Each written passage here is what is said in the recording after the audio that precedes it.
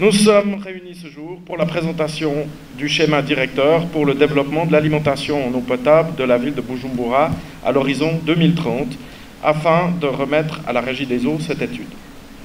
Je voudrais tout d'abord préciser le partenariat de longue date qui lie le CICR avec le ministère de l'Hydraulique, de l'Énergie et des Mines, la Régie des eaux et la MAR et toutes les organisations officielles qui œuvrent sans relâche pour délivrer de l'eau potable en quantité et qualité suffisante dans tout le Burundi. Depuis plus de 2 décennies, de nombreux projets eau ou assainissement ont été réalisés à travers tout le pays, en milieu rural ou en milieu urbain, en collaboration étroite avec nos partenaires privilégiés que je viens de nommer. Il est presque plus difficile aujourd'hui de vouloir trouver une commune du Burundi où le CICR n'est pas intervenu que le contraire. Je pourrais citer entre autres les projets urbains réalisés dans le passé pour la ville de Bujumbura bien sûr, mais aussi pour les villes de Kirundo, Rumonge, Mabanda, Gatumba, Cibitoke, Rugombo et j'en passe. La donation d'équipements, des pompes, des tuyaux à la Régie des eaux, mais aussi les projets d'adduction en eau potable qui sont actuellement en cours de réalisation aux communes de Mubuga et Kibago. Et maintenant un mot sur la ville de Bujumbura, si vous le voulez bien.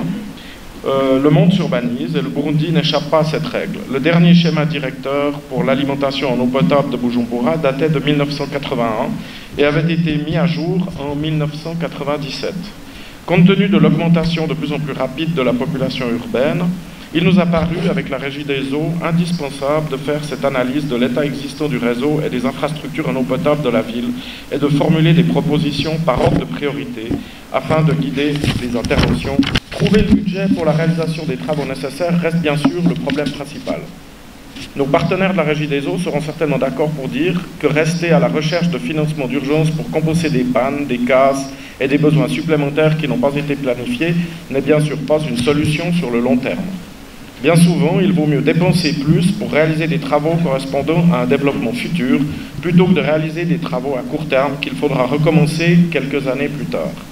C'est pour cela qu'il fallait un plan d'action ou un schéma directeur de développement. Celui-ci est maintenant prêt et à disposition. Il préconise des actions, un ordre de priorité et les budgets correspondants. Nous sommes d'accord avec la Régie des eaux pour dire que les interventions préconisées dans ce rapport sont indispensables pour la ville de Bujumbura, afin que sa population ne connaisse pas une dégradation constante de son alimentation en eau potable, avec les conséquences que ceci peut avoir sur la santé de ses habitants, notamment des maladies d'origine hydrique comme le choléra et d'autres. L'investissement global de 88 millions de francs suisses, à peu près la même chose en dollars de nos jours, est conséquent, mais indispensable à l'horizon 2030. On vous expliquera tout ça après, surtout pour les donateurs potentiels. Et il est peut-être décomposé en différentes phases selon les budgets disponibles. Il faut également souligner que développer le réseau d'eau de la ville est une nécessité, mais continuer de faire fonctionner les infrastructures existantes en est une autre également.